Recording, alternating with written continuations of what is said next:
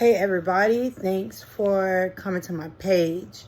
I hope everybody's doing well. I hope that your new year is going fantastically and that you are staying focused on your goals and that you win big 2024. Okay. So I decided to come on today I'm having a real life experience that I wanted to come on and sort of tie it to astrology and share some of my insights that I've become more aware of and conscious of. And especially as Pluto has moved into the sign of Aquarius, right? Pluto is the original planet of the 8th house, ruler of Scorpio. And Pluto represents,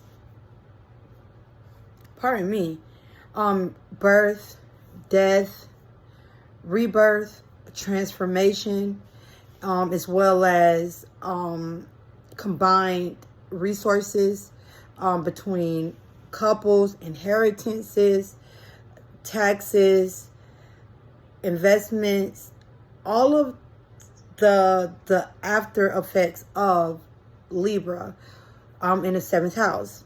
It is when things get real. It's also the sign of power, control, sex, deep psychology. The 8th house goes really deep. It goes really deep. And 8th housers, they're just on a different level of depth, right? It's a very mystical house. And it's the house of true merging. It goes beyond the contract that we sign. It goes with the value that we exchange, right, between one another. And I wanted to also relate the 8th house to its opposite, which is Taurus. And Taurus is governed by the 2nd house, ruled by Venus.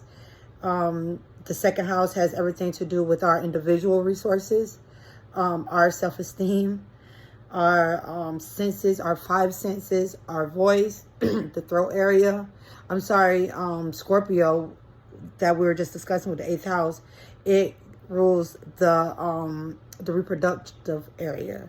Our reproductive area, sexual organs and such. So forward to the 2nd house.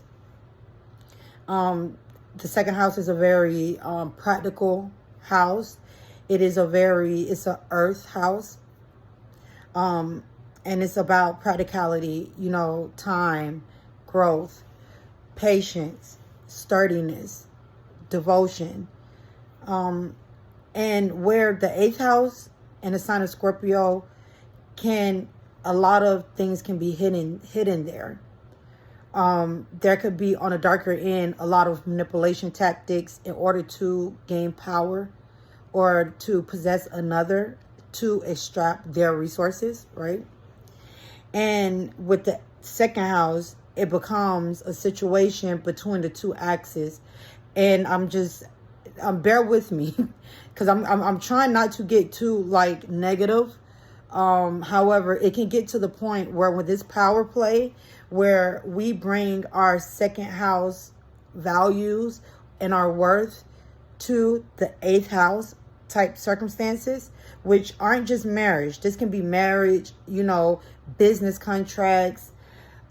It goes into family, trust and wills, and it goes into all of this in terms of shared resources. The 8th house gets very deep, and deep psychology and motives and desires and all of these things, whereas the 2nd house is it's sort of like what you see is what you get, and it's slow growth.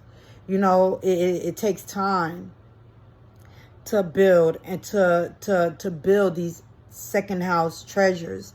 What's in our 2nd house is sincerely our treasures.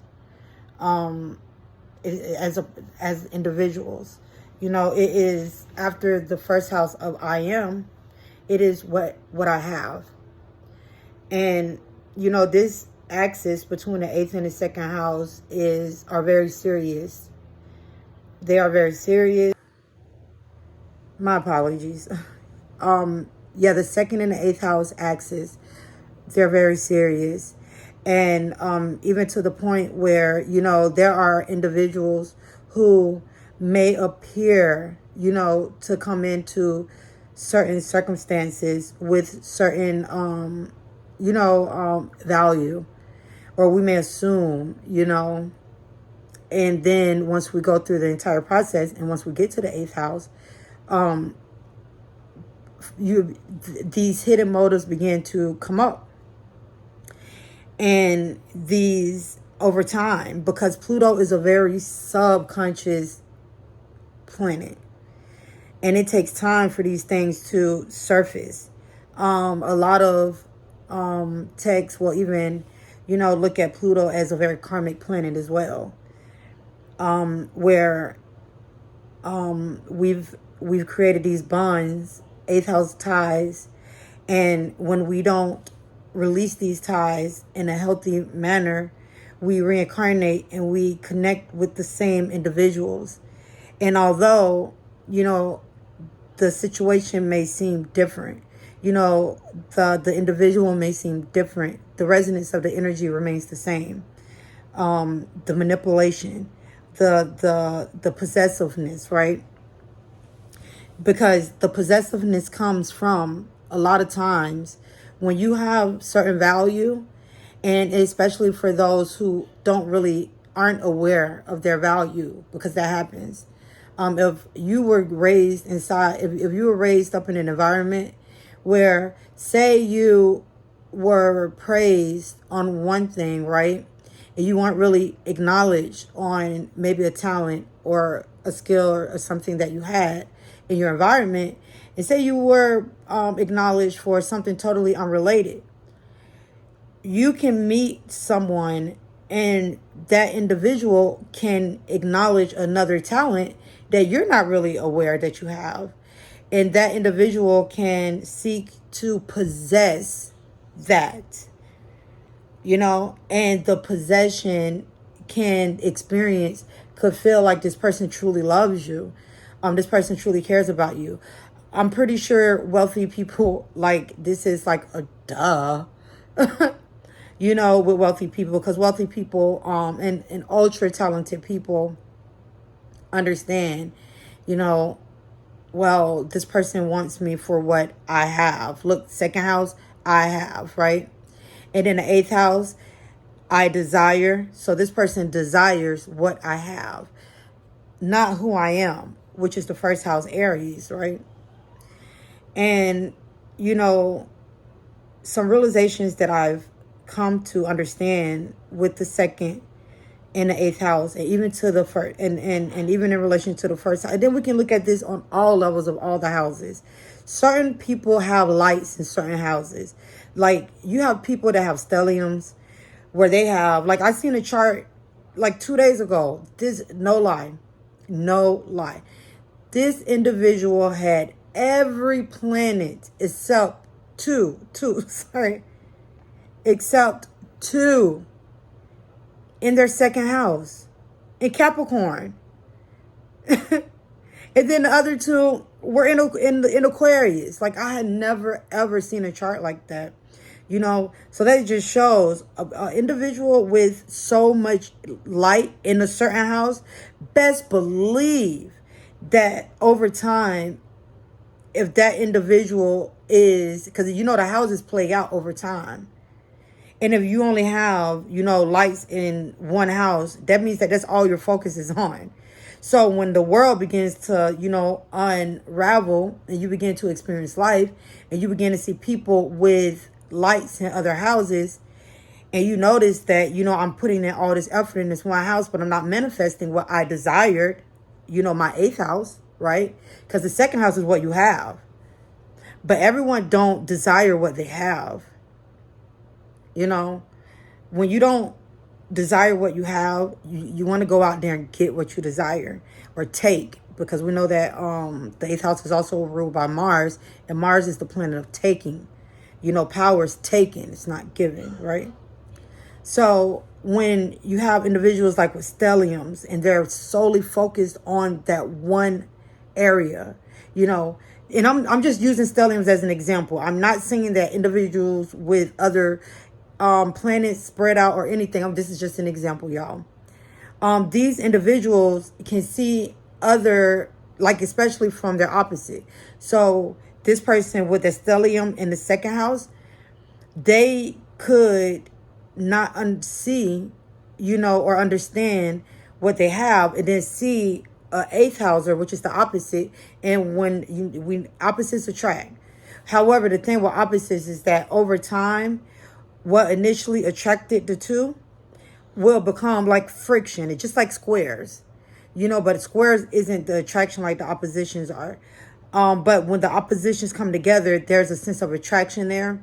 However, over time, you know, experience, excuse me,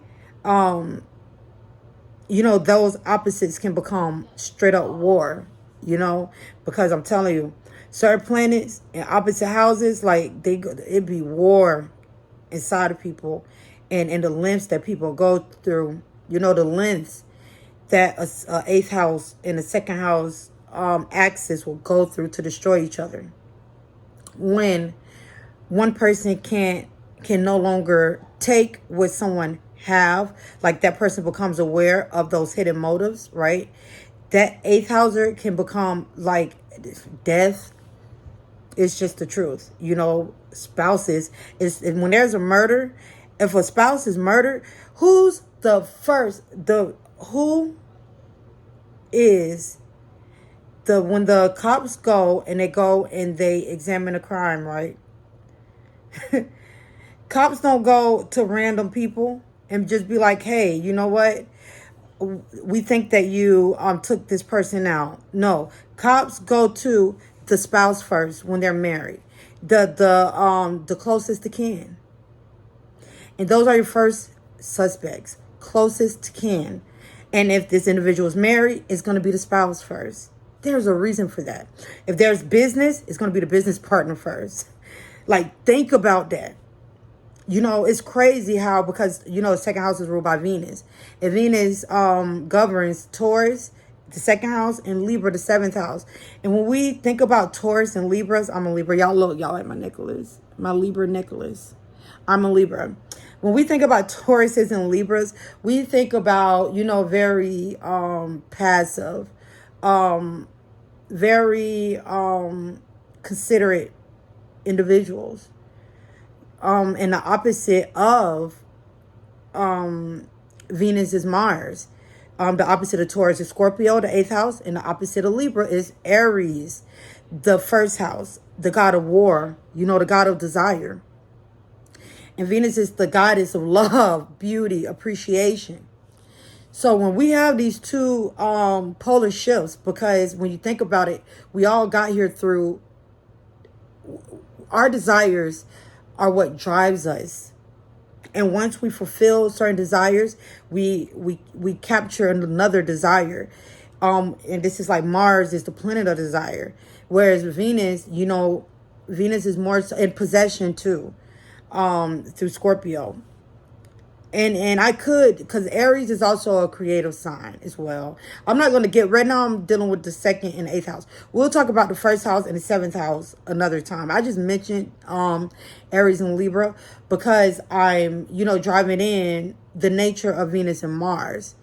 And, you know, we look at Libra and we look at Taurus, like these signs are very just like innocent, you know, can't hurt a fly, very passive, and things like that. But we're forgetting their opposite pole.